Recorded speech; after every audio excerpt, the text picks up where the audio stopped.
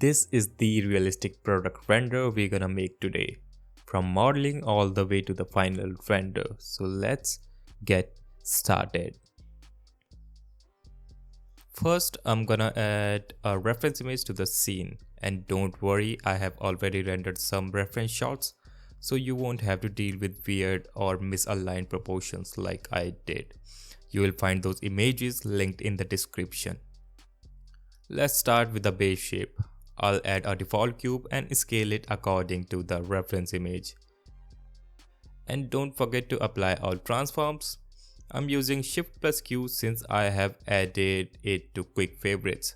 But for you, just use Ctrl plus A and apply all transforms. Now let's extrude the back face. Switch to edit mode, add a loop cut and move it backward to match the reference image. Once that's done, select the face and press E to extrude it upwards. You will notice this part isn't a perfect rectangle, so let's move the edges to better match the shape. Now let's quickly model the knobs. You will find the reference images linked in the description.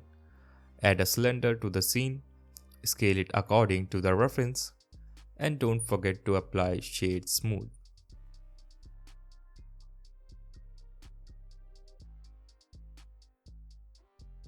Then add a bevel to soften the sharp edges. After that, duplicate the knob and place them across the surface of the base mesh.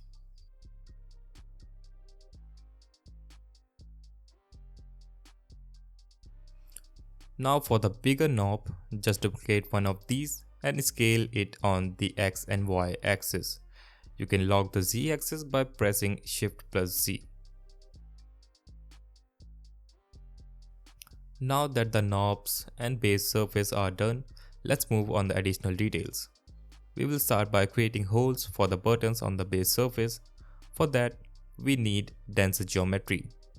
So let's add multiple loop cuts, press Ctrl plus R, then use the scroll wheel to increase the number of cuts.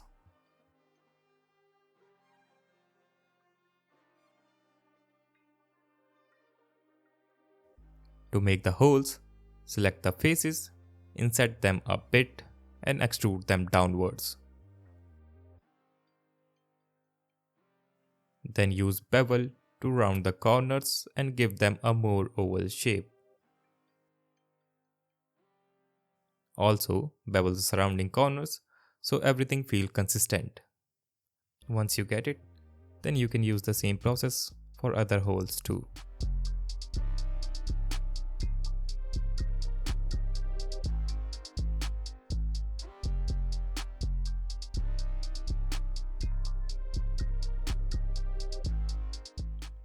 Now let's create the holes for the lights.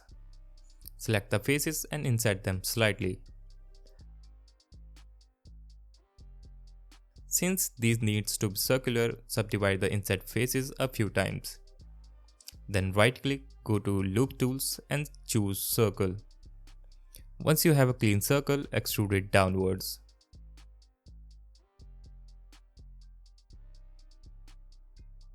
And use bevel to soften the edges. Repeat the same step for the remaining holes.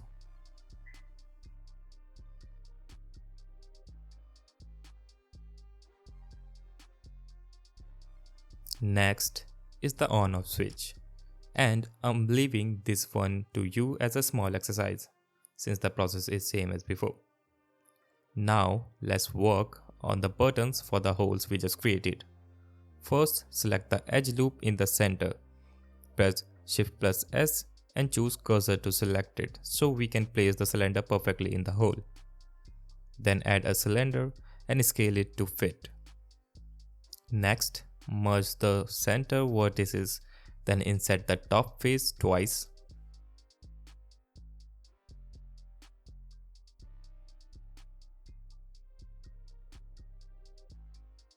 After that, bevel the middle edge and extrude it downward to create the inner hole. And finally, don't forget to add bevels to clean up the edges.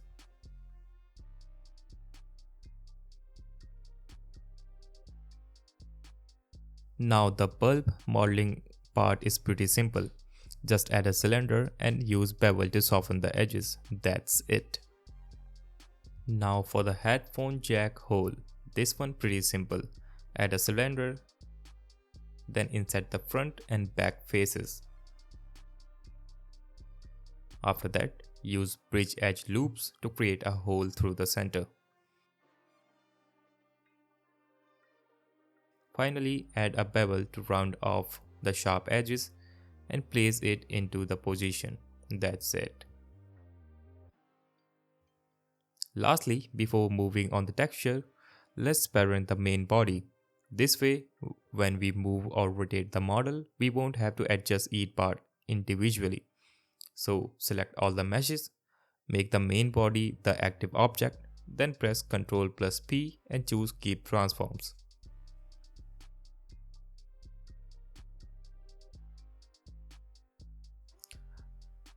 Now let's start the texturing part. Split the window and open the shader editor.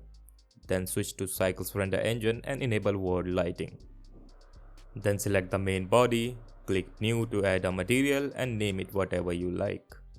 Now let's tweak the color. To add some roughness and surface detail, use a noise texture. With the noise texture selected, press Ctrl plus T to add texture coordinate and mapping node. And if you want to preview it, just click Ctrl plus Shift and click on the node. Now switch the texture coordinate from UV to object so the noise spreads evenly based on the geometry. Increase the noise scale, add a color ramp for contrast, then feed it into a bump node. Connect normal to normal and tweak the values until it looks right.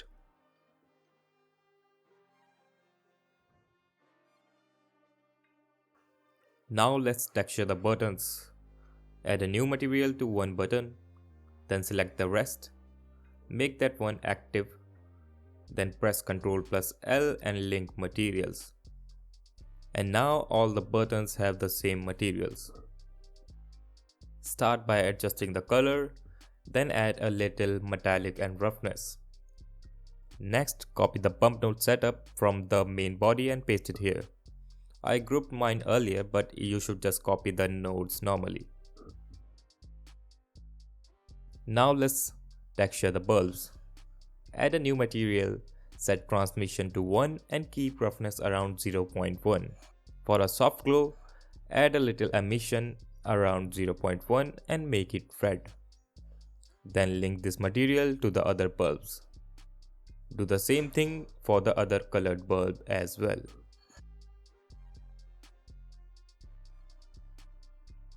Now it's finally time to work on the UV mapping and labels part. But before that, let's mark the seams and export the UV layout. Jump into edit mode and switch to the UV editor tab. Enable live UV unwrap and turn on the UV preview. Now select the edges around the areas where we will apply the labels and mark seam.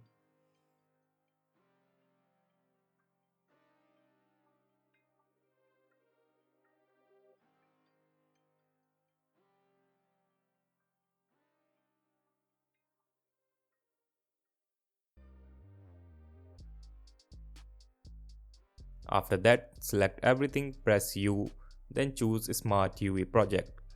And make sure to increase the margin so there's enough space between the UV islands.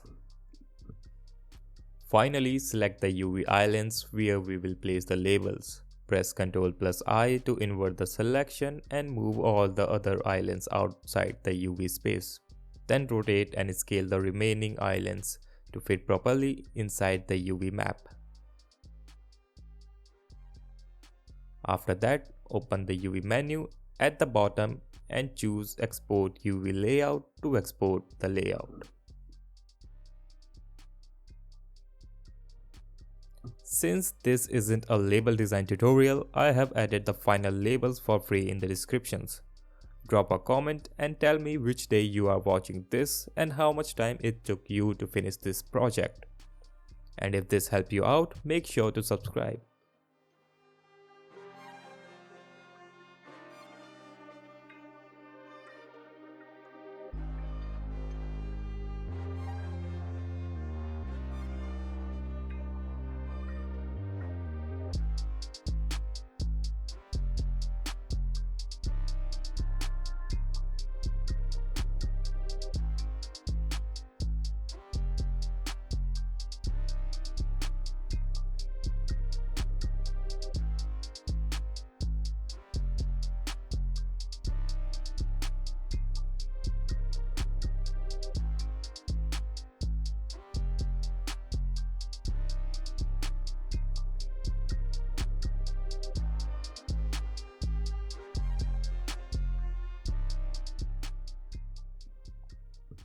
Now let's quickly apply the labels.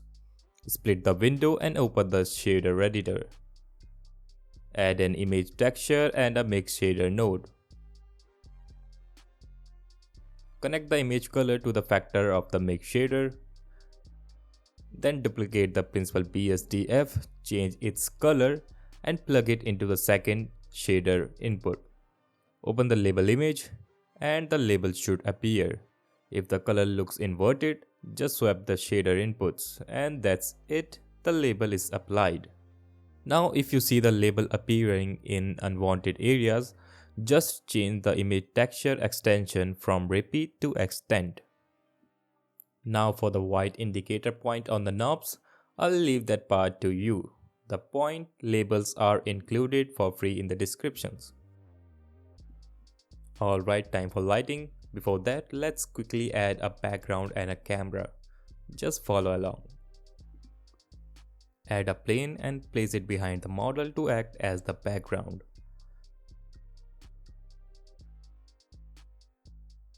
Then add a camera and position it accordingly.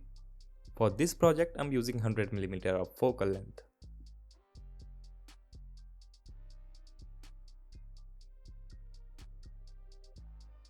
Now let's split the screen so we can monitor the result on one side and make the adjustment on the other.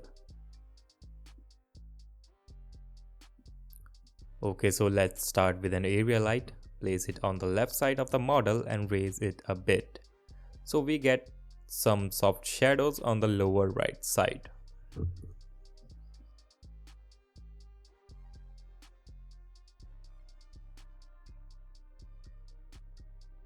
I'm also increasing the size of the area light so it covers most of the model. Then play around with the spread value. I'm using around 140 degree here because it looks much better than the default one.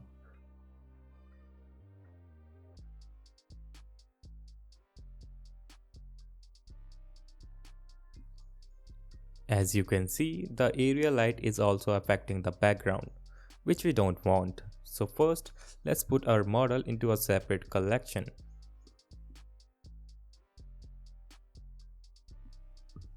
Now select the area light, go to the object properties and under light linking, choose the collection we just created.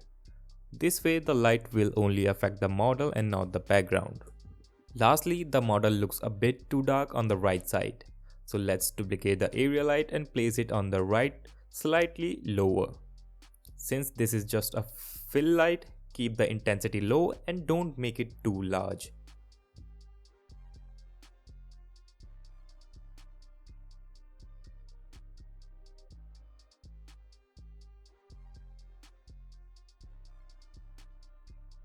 To wrap up the lighting, add one more area light and place it behind the model facing the background. Increase the intensity until you get a soft gradient on the background. From here, you can just tweak the values, adjust the light strength, rotations, or even the textures if you want. Once you are happy with the look, just hit render and you are done.